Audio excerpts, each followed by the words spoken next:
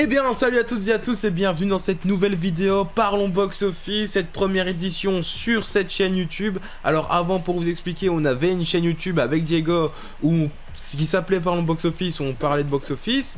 Mais on s'est dit, on va changer un petit peu ce qu'on fait. On va en faire juste un concept sur la chaîne et on va en parler avec Diego. D'ailleurs, je suis avec lui, je vous présente Diego. Salut, voilà du coup je me présente Diego, vraiment grand ami de Jordan, on adore faire des vidéos ensemble et surtout parler de box-office, c'est pour cette raison qu'on fait cette vidéo, donc hâte de commencer ça. Tout à fait, on va parler des chiffres, des films, ce qu'ils rapportent au box-office chaque semaine. On fait un petit bilan, voilà, chaque fin de week-end. Où en sont chaque film aux États-Unis, dans le monde entier. On va en parler justement avec ce premier film qui est au top 1, alors que ces dernières semaines il n'était pas top 1, donc ça montre qu'il a un petit peu évolué, il a dépassé Sonic enfin. C'est Mufasa, le roi lion, qui est à 168 millions aux États-Unis, 476 millions dans le monde entier. Alors oui, nous sommes belges, donc nous disons 476 et pas 476, voilà. Il dépasse Sonic enfin, donc ça prouve peut-être qu'il y a un bouche à oreille, peut-être que ça fonctionne, je n'en sais rien. Tout ce que je peux dire, c'est que il est temps parce que le film a quand même coûté cher et donc il commence enfin à rentrer dans ses frais. Il est à 200 millions plus ou moins de budget. Je pense qu'il y a une grosse déception quand même du côté de Disney, étant donné que le premier film de 2019 en live action avait rapporté 1,6 milliard.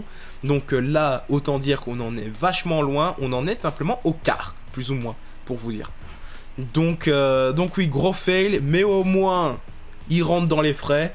Est-ce qu'il faudrait faire un troisième opus? Je n'en sais rien. En parlant de troisième opus, nous avons Sonic, 187 millions aux États-Unis, 336 millions dans le monde entier. Par contre, lui, c'est un succès parce que il a un budget beaucoup plus petit. Et donc, c'est un gros succès. Et en plus de ça, c'est un succès critique. Hein, j'en entends que du bien de ce film. 187 millions aux États-Unis. Il s'approche du record de la franchise, même s'il n'y a eu que 2 films jusqu'ici. Voilà. 190 millions pour le deuxième. Donc autant dire que dès la semaine prochaine, ce sera battu. 336 par contre, là dans le monde entier, ça risque d'être compliqué. Il faut qu'il aille chercher les 400 millions. 400 millions, 405 millions même pour vous dire du deuxième opus. Ça risque d'être beaucoup plus compliqué. Mais vous savez quoi?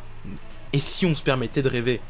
Voilà, si on se permettait de rêver. Mais non, pour ce troisième opus de Sonic, et d'ailleurs petit fun fact, Sonic 3 est sorti en décembre, le deuxième opus était sorti en avril, et le premier était sorti en février, donc peut-être un quatrième opus en été, étant donné que aussi le quatrième a déjà été confirmé. Et maintenant je passe la balle à Diego. En parlant de rêve, tu me parlais de rêve, Nosferatu, c'était un film que j'attendais depuis super longtemps et enfin il est sorti avec ce casting incroyable et ce réalisateur qui m'intriguait beaucoup, hein, Robert Eggers qui a fait notamment The Lighthouse et plein d'autres films. Là il est dans son quatrième et donc là pour son quatrième film qui est sorti il y a 2 semaines, pour son deuxième week-end aux US il fait 69 millions et alors quand on regarde son worldwide, pour l'instant, il est à 100 millions de dollars. Et ce qui fait qu'il est déjà rentable après son deuxième week-end. Donc ça veut dire que là, son deuxième week-end, il est rentable. On ne sait pas jusqu'où il va aller, mais on espère des dingueries. Hein. Moi, ma petite espérance, pour l'US en tout cas, c'est les 100 millions de dollars box-office US. Ce serait vraiment fou, au domestique comme on dit. Et donc vraiment, là, c'est que du beau. Ça fait plaisir de le voir là dans le top 3, à la 3e position. Et puis, à la 4e position, on a Vaiana 2. Donc il fait beaucoup mieux que le premier. Là pour son 6e week-end, il a 12 millions de dollars, ce qui est vraiment super hein, pour un 6e week-end. Et du coup son cumul aux US, c'est 425 millions. Et il fait quasiment le double du premier, hein, qui est à 248. Et alors au worldwide, il fait un peu moins que le double quand même. Là il est à 969. Et le premier était à 600 quelque chose. Et du coup, il va peut-être aller choper le milliard, mais justement, ça va être aussi super tricky. On sait jamais, bon, ça sera super intense et cool à suivre.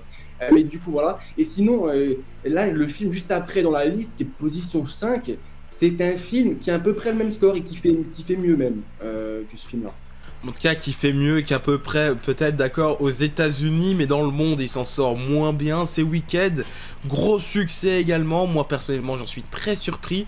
Je m'attendais pas à ce qu'il fonctionne à ce point. Et d'ailleurs, j'en suis content. Voilà, toujours content quand un film fonctionne, hein, bien évidemment. Mais on peut remarquer en effet qu'il y a un gros succès aux États-Unis. pas tant que ça à l'international. Alors oui, c'est un gros succès, 681 millions, c'est très bien, mais on voit quand même que la plupart vient des États-Unis.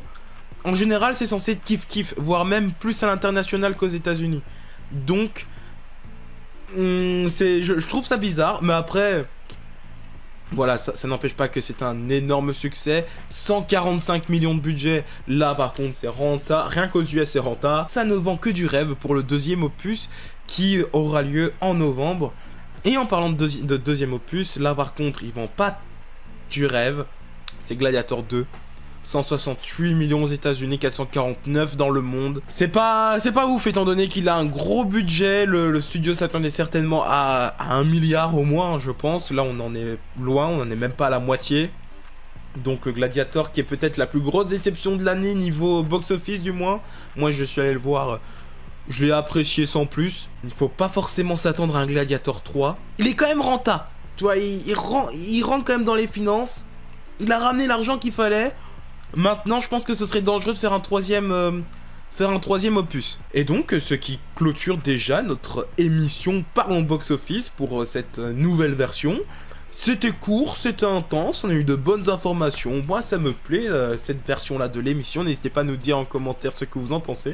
Et je vais laisser Diego nous conclure tout ça.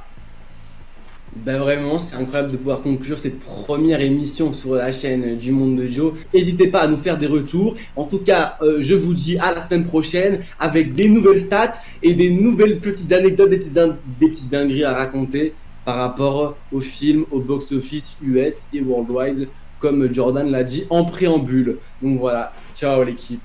Oui, ciao, mais c'est vrai, il a raison. C'est chaque semaine à partir de maintenant. Chaque semaine, on va revenir sur le box-office. Donc, si vous aimez bien le box-office ou le cinéma, vous êtes un petit peu curieux. Et on se retrouve la semaine prochaine pour parler de box-office.